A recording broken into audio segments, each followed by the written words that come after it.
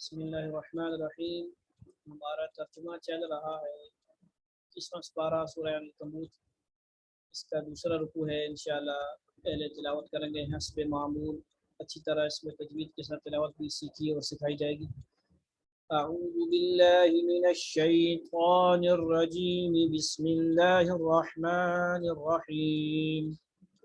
قل كفى بالله بيني وبينكم شهيدا يعلم ما في السماوات والأرض والذين آمنوا بالباطل وكفروا بالله أولئك هم الخاسرون ويستعجلونك بالعذاب ولولا أجل مسمى لجاءهم العذاب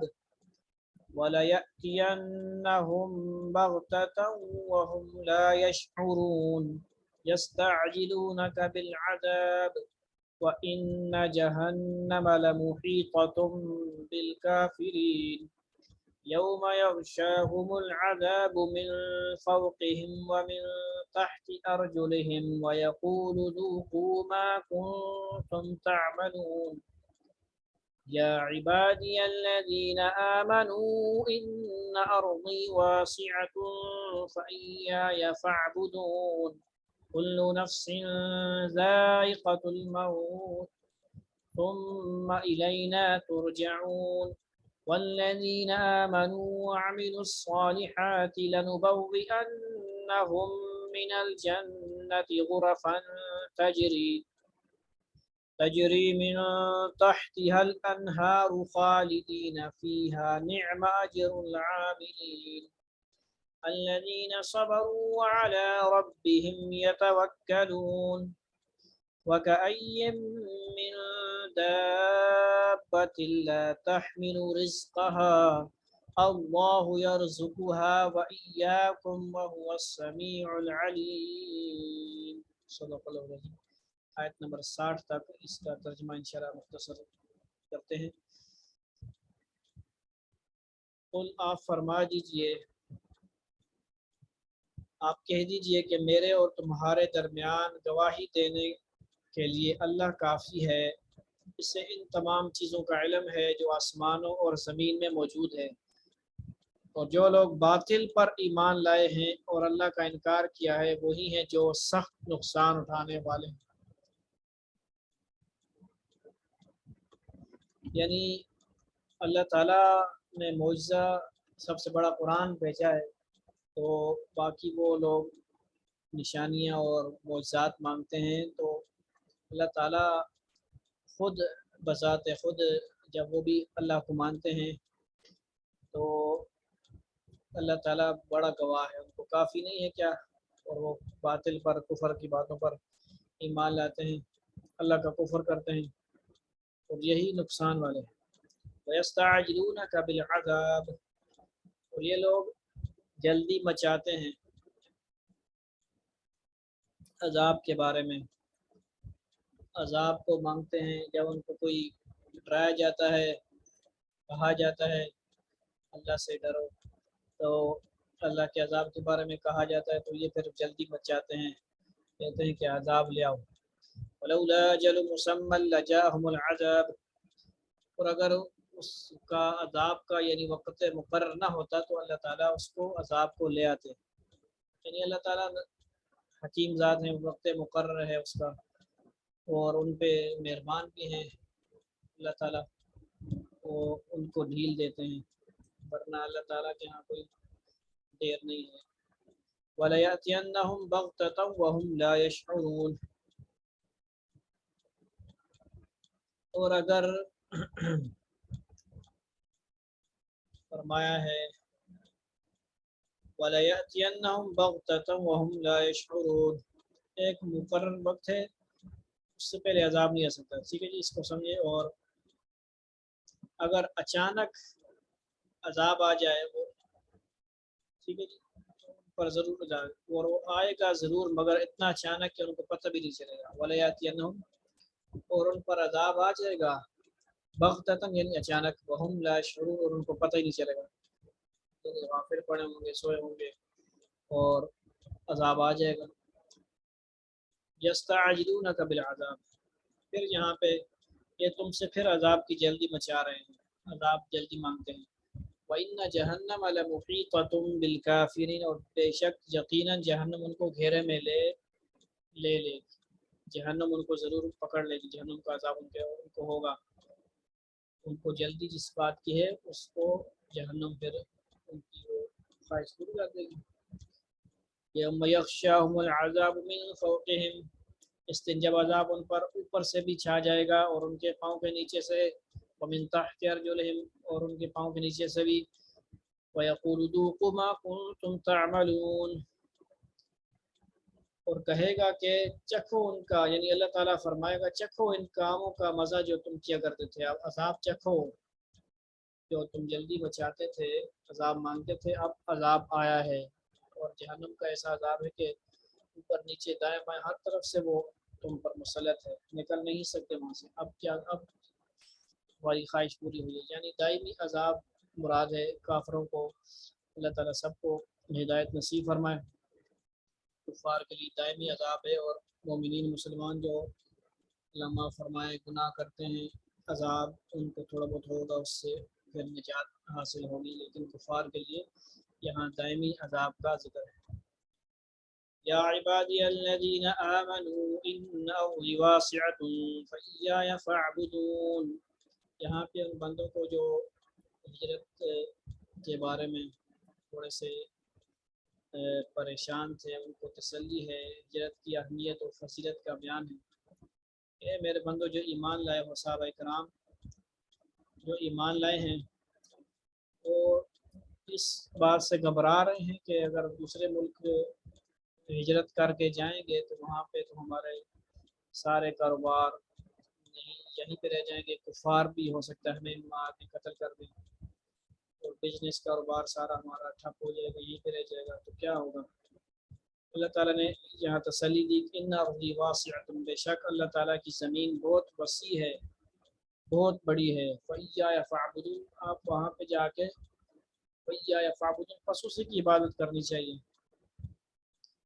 خالص میری ہی، یعنی اللہ فرمانے لہذا خالص میری ہی عبادت کیا کرو، یعنی وہاں پہ جا کے آپ کھلم کھلا اللہ کی عبادت کریں۔ یہاں پہ آپ کو روک ٹوک ہے، اذان نہیں دی جاتی، اذان کی ممانعت، یعنی اذان کھلم کھلا نہیں دے سکتے، کھلم کھلا نماز نہیں پڑھ سکتے شروع میں، ہجرت مدینہ وغیرہ کی طرف اشارہ ہے۔ ایک تو یہ ہو گیا، کل نفس ذائقۃ الموت، ہر جان کو، ہر متنفس کو موت کا ذائقہ چکھنا ہے، ثم الینا ترجعون، پھر ہماری طرف تم سب کو پھر واپس لوٹایا جائے گا۔ یعنی اگر ہجرت کرنے سے اس لیے رکاوٹ محسوس ہو کہ اپنے عزیزوں و دوستوں کو چھوڑنا پڑے گا، تو یہ جدائی کبھی نہ کبھی تو ہونی ہی ہے، کیونکہ ہر انسان کو موت آنی ہے، تو جب سب ہمارے پاس واپس آ جاؤ گے تو پھر کبھی جدائی نہ ہی ہوگی۔ یعنی اللہ سے یہ مانگے کہ سب کو ہم ایمان والوں کو، گھر والوں کو ایمان کے ساتھ جنت میں اکٹھا فرمائے، اچھے مرتبے میں اللہ والوں کے ساتھ نیک لوگوں کا ساتھ نصیب ہو۔ تو اس چیز کا غم بھی تھا کہ گھر والے چھوٹ جائیں گے، اور تو اس میں تسلی یہ بھی ہے دوسری کہ موت تو آئے گی، وہاں پہ جائیں گے ہجرت کر کے جائیں گے یا یہیں پہ رہیں گے، تو دونوں صورتوں میں موت تو آ کر ہی رہے گی، لوٹ کر اللہ کی طرف جانا ہے۔ والذین آمنوا وعملوا الصالحات لنبوئنهم من الجنة غرفا تجری من تحتها الانہار خالدین فیہا، اوپر بیان تھا کافروں کے عذاب کا کہ جہنم ان کو گھیرے ہوئے اوپر نیچے سے، یہاں پر ایمان والوں کو اب تسلی بھی دی جا رہی ہے، ایک اور جو خوشخبری سنائی جا رہی ہے ایمان لاتے ہیں جو، کہ کیا ہوگا ان کے لیے۔ والذین آمنوا، اور جو لوگ ایمان لائے، جنہوں نے ہجرت کی، ایمان لایا، عمل صالح کی، عمل صالحات، نماز وغیرہ جو بھی احکام تھے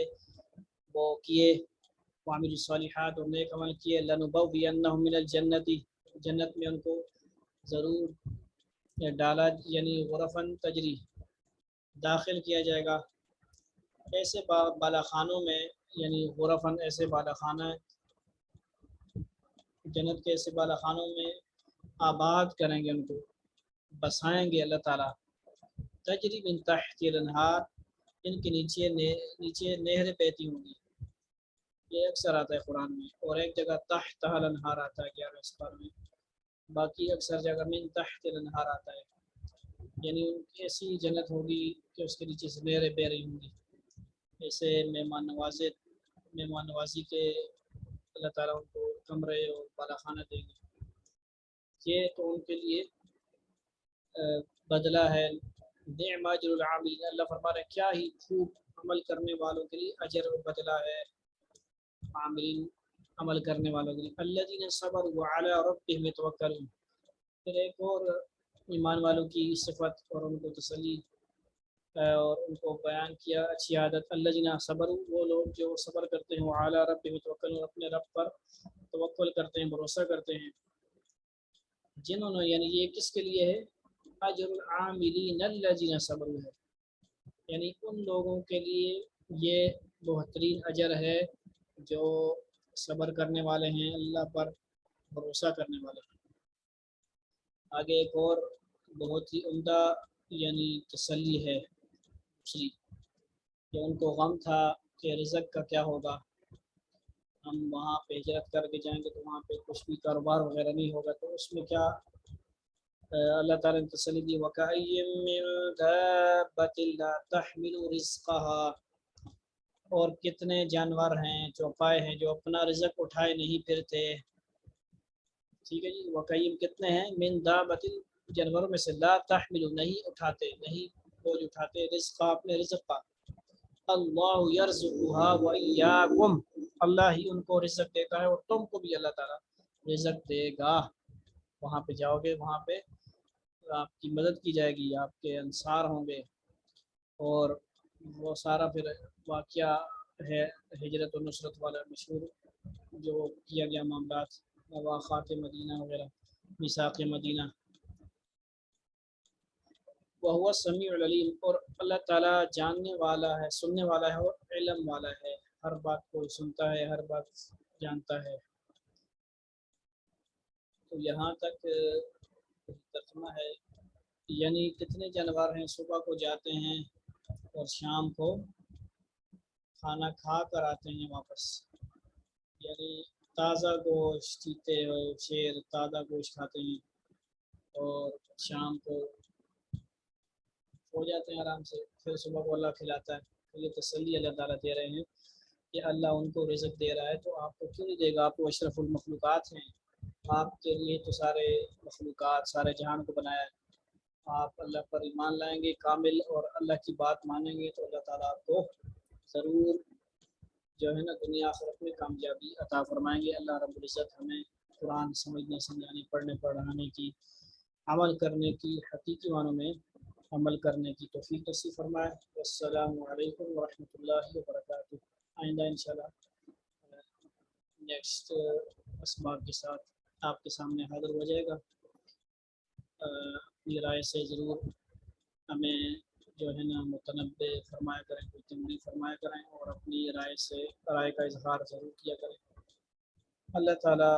صحیح خدمت دین کرنے کی توفیق نصیب فرمائے۔ والسلام علیکم ورحمۃ اللہ وبرکاتہ۔